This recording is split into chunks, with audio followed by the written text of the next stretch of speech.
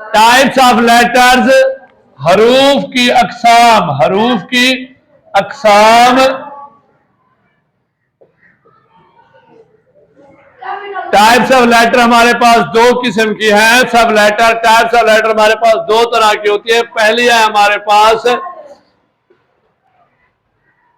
Types of letters according to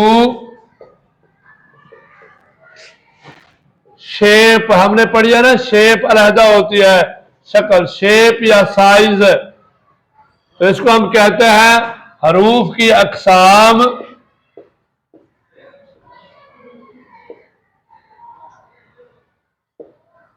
बालिहाज शक्ल। अब जो हम आम तौर पे आपने पढ़ा है, जितनी भी हम पढ़ते हैं, हमने एबीसी पढ़ी है, अल्फाबेट्स पढ़े हैं, दो तरह के होते हैं। आपने आम तौर पर पढ़ा है बड़ी एबीसी, छोटी एबीसी। ये जनरल एक कॉमन बात है, बड़ी एबीसी, छोटी एबीसी। जो हमारे, इसको हम कहते हैं कैपिटल लेटर्स। कैपिटल लेटर्स बड़े हरूफ।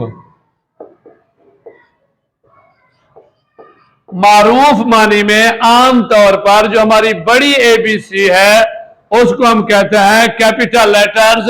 ये देखिए, ए बी सी डी ई, इसी तरह हम चलते गए जेड तक। जो बड़ी एबीसी है, जितने अल्फाज बड़ी एबीसी में लिखेंगे उनको हम क्या, हरूफ जितने भी बड़ी एबीसी में लिखेंगे उन्हें कैपिटल कहेंगे। उनकी शेप ऐसी होगी। उसके बाद जो दूसरी इसकी एग्जाम है किस्म है, वो है स्मॉल लेटर्स।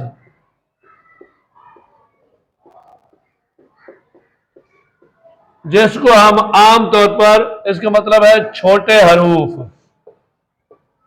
और जिसको हम मारूफ जबान में आम तौर पर पढ़ते हुए लिखते कहते हैं कि भाई छोटी एबीसी। इसमें जो हमने ये शेप दिया है, A B C D E F, और इसी तरह हम चले जाते हैं जेड तक। जेड को दोनों सूरतों में लिख सकते हैं। तो ये एक किस्म इसकी होगी types of letter according to shape, शक्ल के लिहाज से। जैसे हमने पढ़ा ना, एक पहचान है हमारे पास शेप की, हर चीज की शक्ल। अब देखें, बड़ी में कैपिटल लेटर्स में ए की शेप और है, स्मॉल लेटर्स में ए की शेप और है, बी की शेप और है, कैपिटल लेटर में और स्मॉल में और है। ये दोनों इसकी अकसाम है, लेकिन शक्ल के लिहाज से। हमारे पास है types of letters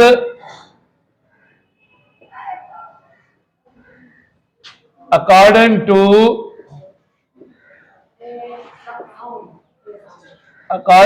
sound. According to sound है।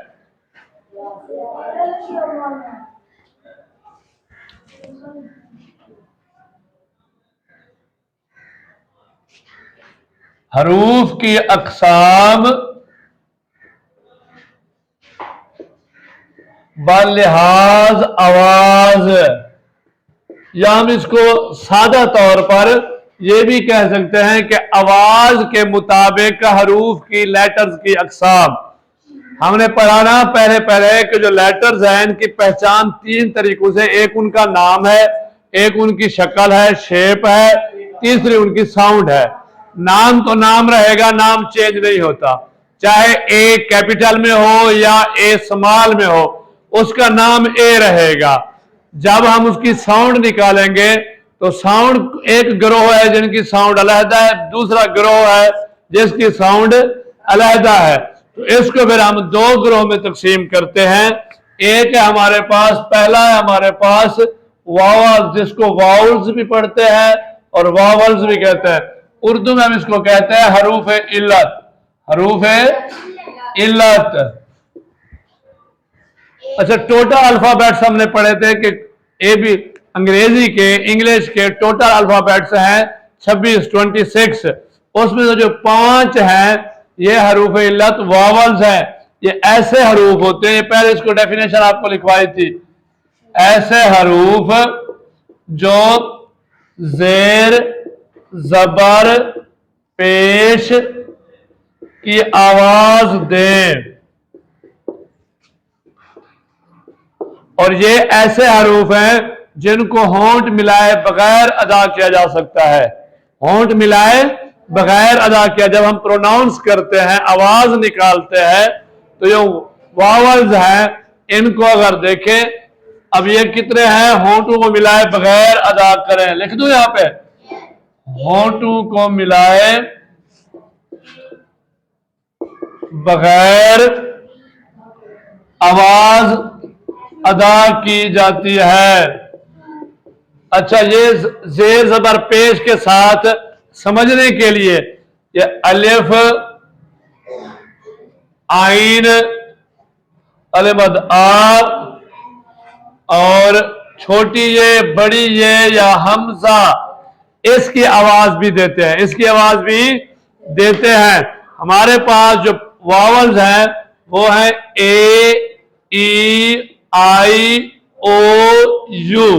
ये 5 हरूफ है, ये 5 हरूफ है जिनको हम हरूफ इल्लत या वावल्स कहते हैं। इसके बाद दूसरी जो इसकी किस्म है वो है हमारे पास कॉन्सोनेंट्स।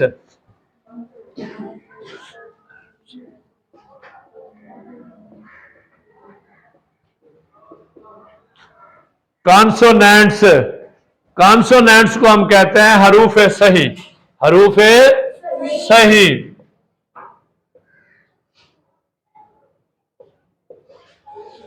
इन 5 वावल्स के अलावा, हरूफ इल्लत के अलावा, इल्लत के अलावा बाकी तमाम हरूफ, हरूफ, ठीक है ना, हरूफ सही कहलाते हैं।